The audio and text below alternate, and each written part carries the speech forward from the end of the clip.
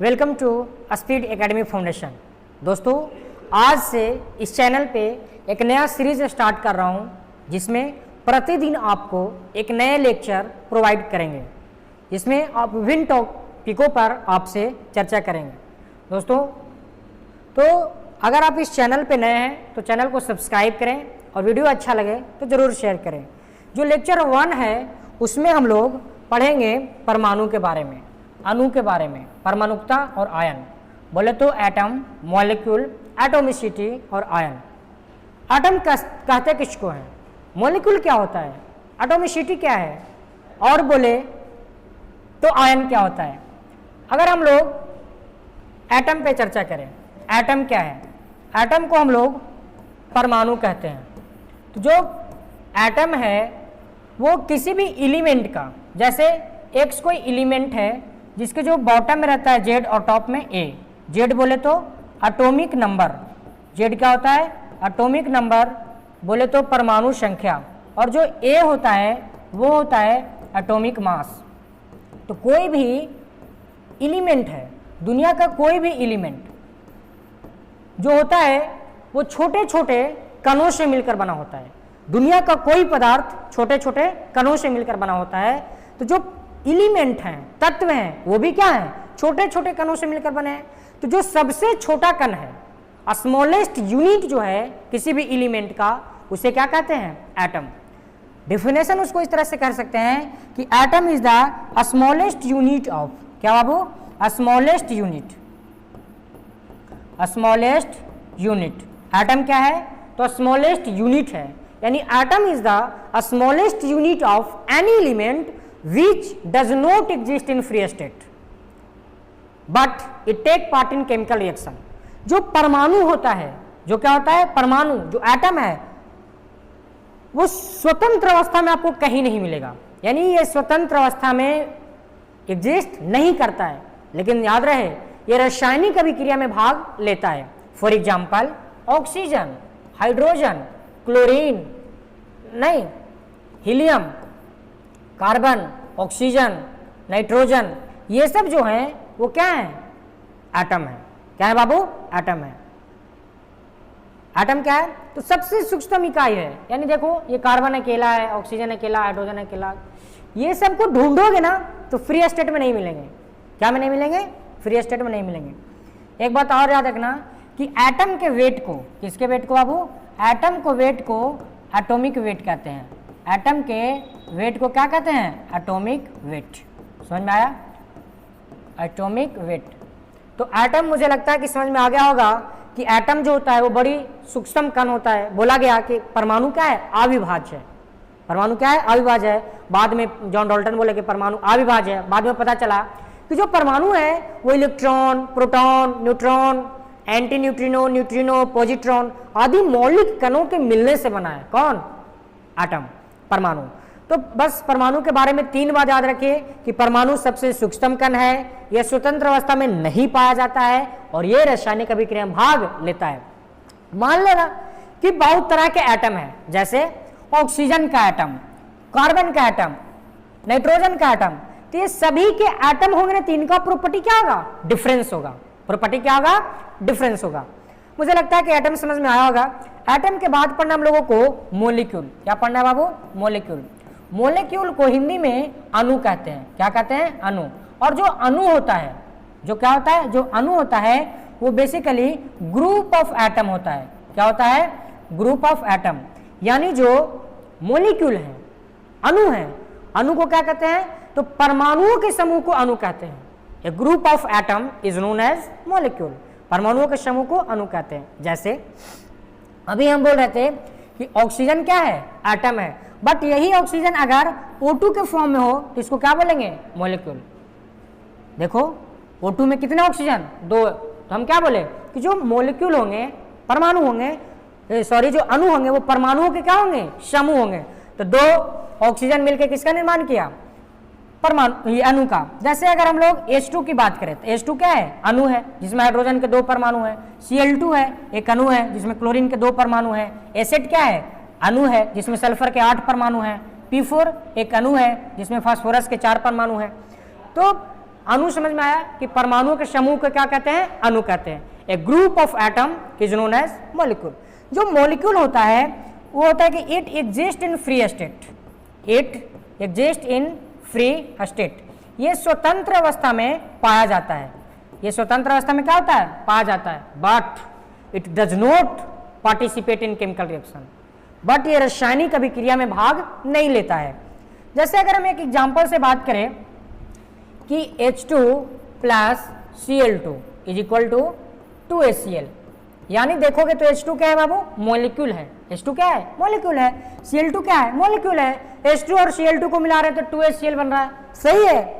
लेकिन जैसे ही hydrogen chlorine से मिलेगा या मिलना चाहेगा, मिलने की प्रक्रिया स्टार्ट होगी, रिएक्शन का प्रोसेस स्टार्ट होगा, तो पता है ये H2 जो है ना वो अलग अलग हो जाएगा और क्लोरीन भी क्या हो जाएगा, अलग अलग हो जाएगा। और ये HCl से मिलके और ये HCl से मिलके क्या बनाएगा, 2 मोल HCl बनाएगा। ये कितना मोल है, 2 मोल। समझ में आया? यानी जैसे ही रासायनिक अभिक्रिया शुरू होगी, जो मॉलिक्यूल था, अणु था, वो परमाणु के टर्म में टूट जाएगा और रासायनिक अभिक्रिया में भाग कौन लेगा, परमाणु। यानी याद रखिएगा कि अणु कभी भी रासायनिक अभिक्रिया में भाग नहीं लेता है। तो समझ में आया ये मॉलिक्यूल और एटम। आगे बढ़ते हैं। नेक्स्ट जो हम लोग को पढ़ना था वो पढ़ना था एटॉमिसिटी। क्या पढ़ना था बाबू, एटॉमिसिटी। एटॉमिसिटी को हिंदी में परमाणुकता कहते हैं। क्या कहते हैं, परमाणुकता। ये परमाणुकता क्या है, तो जैसे अभी आप देख रहे थे कि ऑक्सीजन क्या है, एटम, लेकिन यही अगर O2 हो जाए तो क्या हो गया, मॉलिक्यूल। H2 क्या है, मॉलिक्यूल। P4 क्या है, मॉलिक्यूल। एसिड क्या है, मॉलिक्यूल। N2 क्या है, मॉलिक्यूल। Cl2 बहुत सा है। तो मैं ये बोलूं कि परमाणुकता क्या है, बात किस पे हो रहा है कि परमाणुकता क्या है, एटॉमिसिटी क्या है। तो किसी भी मॉलिक्यूल में उपस्थित परमाणुओं की संख्या को, ये क्या है, मॉलिक्यूल है, यानी किसी भी अणु में उपस्थित परमाणुओं की संख्या को परमाणुकता कहते हैं। किसी भी अणु में उपस्थित, तो अणु कौन है, जैसे P4 फास्फोरस, तो ये P4 क्या है, एक अणु है जिसमें फास्फोरस के कितने परमाणु, 4 परमाणु हैं। फास्फोरस के कितने परमाणु, 4। एसिड के देखो, ये सल्फर का एक अणु है। क्या है बाबू, सल्फर का एक अणु है जिसमें सल्फर के 8 परमाणु मौजूद हैं। सल्फर के एक अणु में सल्फर के कितने परमाणु मौजूद हैं, 8। तो उसी 8 को क्या बोलेंगे, परमाणुकता। डिफाइन इस तरह से कर सकते हो कि total number of atom present in any molecule is known as atomicity. Total number of atom present in any molecule is known as atomicity. किसी भी अणु में उपस्थित परमाणुओं की संख्या को परमाणुकता कहते हैं। जैसे अगर हम लोग एग्जांपल से देखें, यहाँ पे नाम लिखे मॉलिक्यूल का, बोले तो अणु का, किसका बाबू, अणु का, और यहाँ पे उसका एटॉमिसिटी लिखे, बोले तो परमाणुकता। क्या बाबू, परमाणुकता। जैसे H2 के फॉर्म में पाया जाता है कौन, हाइड्रोजन। H2 के फॉर्म में पाया जाता है कौन, हाइड्रोजन, तो इसका एटॉमिसिटी 2 हो जाएगा। अगर बात करें Cl2 का तो 2 हो जाएगा। अगर बात करें हीलियम का तो ये अकेले पाया जाता है तो 1 हो जाएगा। अगर बात करें आर्गन का, अकेला होता है, 1 हो जाएगा। उसी तरह कार्बन अकेला होता है, 1 हो जाएगा। और भी बात कर सकते हो ना, जैसे P4 का phosphorus, P4 acid, H2O, NH3 ammonia, benzene की बात कर सकते हो। तो देखो P4 है, यानी P4 में फास्फोरस के कितने परमाणु मौजूद हैं, 4। P4 क्या है, एक मॉलिक्यूल है, एक अणु है जिसमें फास्फोरस के 4 एटम मौजूद हैं, 4 परमाणु मौजूद हैं। तो ये जो 4 हुआ, यही क्या हो गया, इसको क्या बोलेंगे हिंदी में बाबू, परमाणुकता।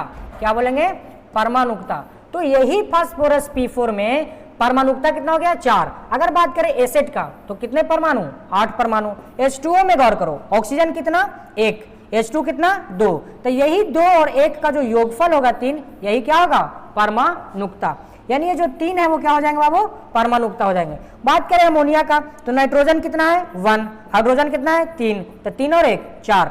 यानी अमोनिया के एक अणु बनने में 4 कहता क्या है, 4 का सेंस क्या है, मतलब क्या है, मतलब यह है कि अमोनिया के एक अणु के निर्माण में नाइट्रोजन 1 और हाइड्रोजन 3, नाइट्रोजन 1 और हाइड्रोजन 3, यानी 3 हाइड्रोजन और 1 नाइट्रोजन मिलके अणु, ये अमोनिया के एक अणु का निर्माण करेंगे। यही बताता है परमाणुकता। जैसे C6H6 है तो 6 6 12। लास्ट बार बोल रहा हूं, परमाणुकता क्या है, तो किसी भी अणु में उपस्थित परमाणुओं की संख्या को परमाणुकता कहते हैं। समझ में आया। या इस टाइप से बोल सकते हो कि total number of atom present in any molecule is known as atomicity. बहरहाल मुझे लगता है कि समझ में आ गया होगा। लास्ट टॉपिक इसमें पढ़ना था आयन। क्या पढ़ना था बाबू? आयन। तो जब एक्स कोई एलिमेंट है, एक्स क्या है? एलिमेंट है, ये अपने इलेक्ट्रॉन को लॉस करके, एक इलेक्ट्रॉन को क्या करके लॉस करेगा तो इस पे चार्ज आ जाएगा। इसको कहेंगे प्रोसेस किसका हो रहा है? लॉस ऑफ इलेक्ट्रॉन का। प्रोसेस किसका हो रहा है? लॉस ऑफ इलेक्ट्रॉन का।